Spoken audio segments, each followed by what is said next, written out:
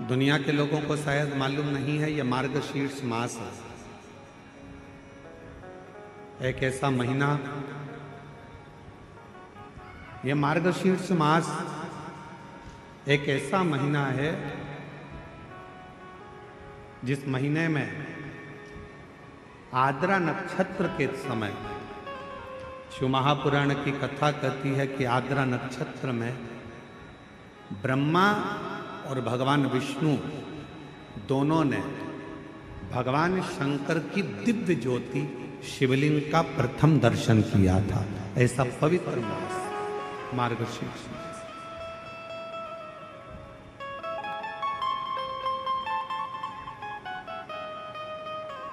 पूरे ब्रह्मांड में सबसे पहला शिवलिंग का दर्शन अगर किसी ने करा तो भगवान ब्रह्मा और भगवान विष्णु। और इसी मार्गशीर्ष मास में, जिस महीने में आप कथा सुन रहे हैं, इसी मार्गशीर्ष मास के आद्रा नक्षत्र में, और आपको बताते हुए बड़ी प्रसन्नता हो रही है कि वो आद्रा नक्षत्र इसी कथा के बीच में पड़ेगा 9 तारीख को, 9 नवंबर।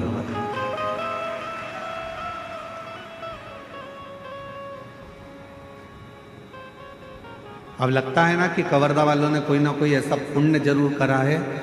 कि भगवान शंकर की कृपा तो हो रही है, साथ में ब्रह्मा की और नारायण की कृपा भी इन पर हो रही है, जो आद्रा नक्षत्र के समय पर ये पवित्र कथा को श्रवण करें। शिव महापुराण में तो यहाँ तक वर्णन किया गया है कि यदि मार्गशीर्ष मास के आद्रा नक्षत्र के दिन ब्रह्म मुहूर्त से लेकर शाम को प्रदोष काल तक अगर कोई एक बार भी भगवान शंकर के शिवलिंग का दर्शन कर लेता है तो उसकी जिंदगी में उसने कितने भी व्रत करे हो, उपास करे हो, उन व्रतों में, उन उपासों में अगर कोई त्रुटि रह गई हो, कोई गलती हो गई, कोई यज्ञ करा, अनुष्ठान करा, साधना करी, तप करा, व्रत करा,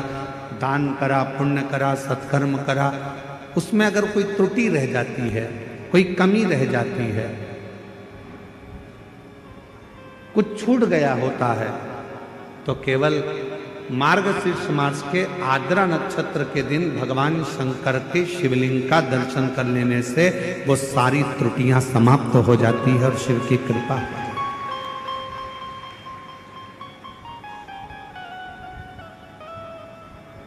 अब कितनी बड़ी कृपा है भगवान शंकर जी की कि ये 5 दिन की जो कथा है, 6 तारीख से 10 तारीख तक जो हो रही है 5 दिन की कथा, उसमें बीच में 9 तारीख पड़ रही है। और उस 9 तारीख को मेरे शंकर भगवान की प्रथम ज्योति का दर्शन हुआ, शिवलिंग का दर्शन हुआ आद्रा नक्षत्र के दिन भगवान शिव।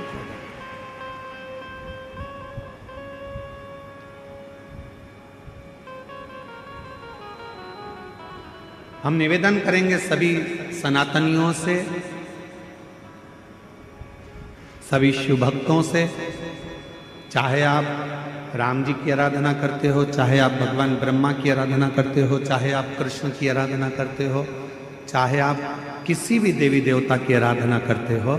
पर 9 नवंबर आद्रा नक्षत्र के दिन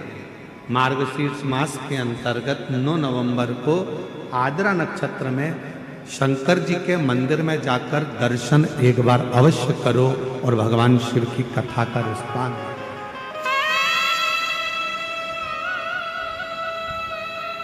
अवश्य।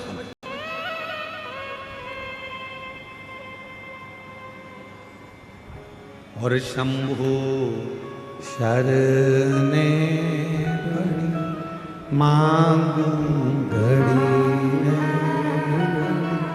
दुख काटो दया कर दर्शन।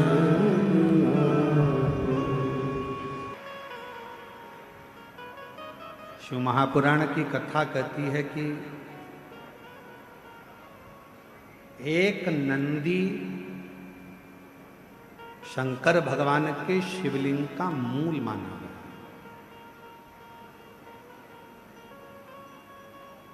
कभी अगर आप लोग द्वारका जाएं तो गोवत्स तीर्थ का दर्शन अवश्य करें, जहां पर भगवान शंकर के शिवलिंग में नंदी की प्रतिबिंबता दर्शित होती है।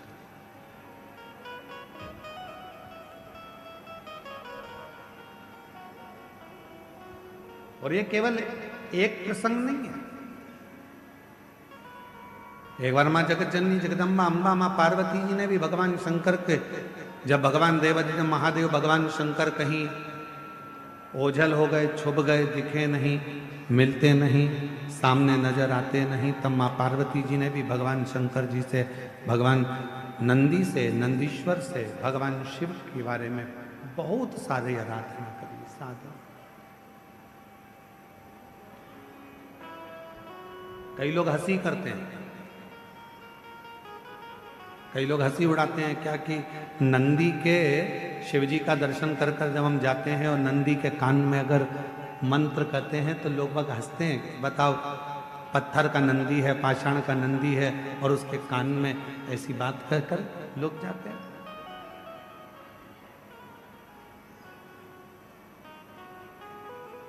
शिव महापुराण की कथा कहती है, अगर किसी नारी का गर्भ 2-3 महीने का होकर या 2-4 महीने का होने के बाद अगर गर्भ अवर्षण हो जाता है, बच्चा नहीं दे पाता है, फिर बच्चा ठहरता है, फिर बच्चा चले जाता है, गर्भ ठहर ही नहीं पाता है, उस नारी को नंदीश्वर महादेव का स्मरण करना चाहिए।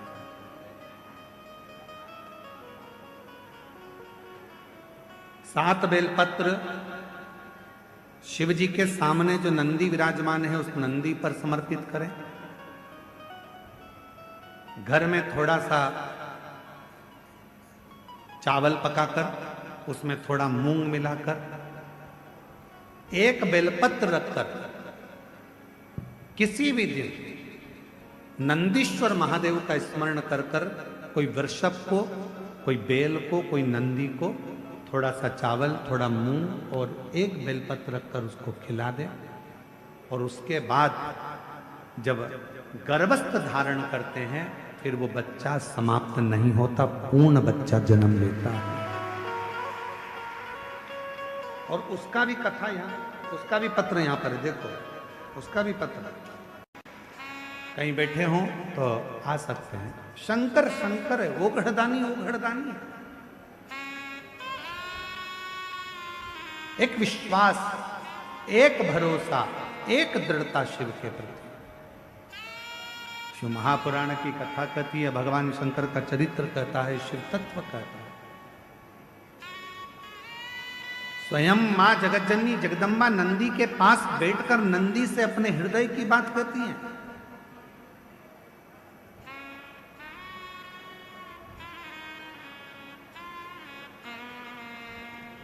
स्वयं जगतजननी जगदम्बा अम्बा मां पार्वती जी नंदी के पास बैठकर शिव की चर्चा करती हैं। इसलिए निवेदन है, यदि कभी मौका लगे आपकी जिंदगी में, कभी जीवन में अगर ऐसा लगे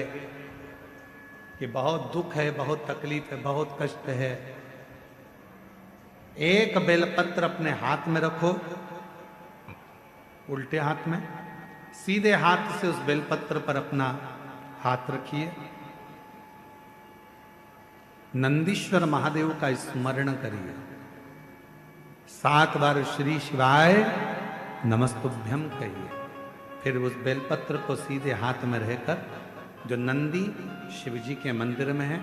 दोनों सींग है, उस सींग के ठीक पीछे नंदी का उभरा हुआ भाग है, उस भाग पर नंदीश्वर शिवलिंग का स्मरण कर कर बेलपत्र को चढ़ा दो। इस टंडी का भाग पूंछ की ओर होना चाहिए, पत्ते का भाग मुख की ओर हो,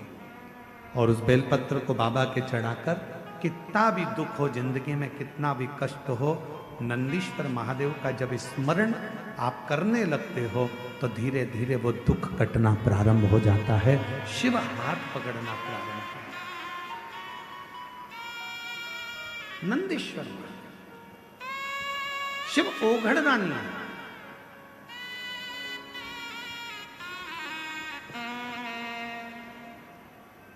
और जो जैसी 17 साल के बाद बच्चा हुआ, एक बार जोरदार ताली बजाकर स्वागत। जो जैसी भावना लाया वो वैसा ही फल पाया, नहीं खाली उसे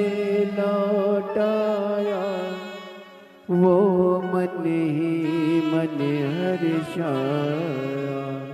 और कर दिया माला माल काशी वाले ने, लुटा दिया भंडार काशी वाले पर चढ़ा शिव कृपा। जो जैसी भावना लाया वो वैसा ही फल पाया, नहीं खाली उसे लौटाया, वो मन ही मन हर्षाया, और कर दिया माला माल काशी वाले ने, लुटा दिया भंडार काशी वाले ने, लुटा दिया भंडार काशी वाले ने, लुटा दिया भंडार काशी वाले ने, ओ कर दिया माला माल काशी वाले ने, लुटा दिया भंडार काशी वाले ने। जो जिस भावना से आया, जिस भाव से राजन बलाहक राजा से सैनिक कर रहे, हिरण के झुंड में एक गाय का बछड़ा, गाय का बछड़ा बाण मत चला, वो गाय का बछड़ा मर जाए, तुमने बाण छोड़ा, मान लो हिरण को नहीं लगा और गाय के बछड़े को लग गया तो गाय का बछड़ा तो मर जाएगा, गाय के बछड़े के तो प्राण छूट जाए, बाण नहीं चला।